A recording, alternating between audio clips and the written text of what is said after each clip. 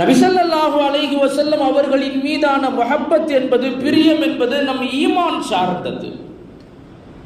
முஃமின் என்றால் நபி ஸல்லல்லாஹு அலைஹி வஸல்லம் அவர்களை நேசித்தாக வேண்டும், பிரியப்பட்டாக வேண்டும். அவர்தான் முஃமின்.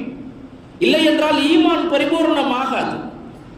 ரசூலுல்லாஹி ஸல்லல்லாஹு அலைஹி வஸல்லம் அவர்கள் சொல்கிறார்கள், லா யுமினு அஹதுக்கும் ஹத்தா அகூன அஹப்ப இலைஹி மின் வாலிதிஹி வ வலதிஹி வன் நாஸி அஜ்மஈன். நபி அவர்களை நாம் எப்படி நேசிக்க வேண்டும் என்பதை நபி அவர்கள் சொல்லித் தருகிறார்கள். வேறு யாரும் நமக்கு சொல்லித் தர முடியாது. எதுவாக இருந்தாலும் நாயகம் தான் நமக்கு சொல்லித் தந்தாக வேண்டும். ரசூலுல்லாஹி ஸல்லல்லாஹு அலைஹி வஸல்லம் அவங்க சொல்லித் தர்றாங்க, என்னை நீங்கள் எப்படி பிரியப்பட வேண்டும். என்னை எப்படி பிரியப்படணும்னா, உங்களுடைய பிள்ளையை விட உங்களை பெற்ற தாய் தந்தையரை விட உலக மக்கள் அனைவரையும் விட என்னை நீங்கள் அதிகம் நேசித்தால்தான் பரிபூர்ணமான முஃமினாக நீங்கள் ஆக முடியும் என்றார்கள் ரசூலுல்லாஹி ஸல்லல்லாஹு அலைஹி வஸல்லம் அவர்கள்.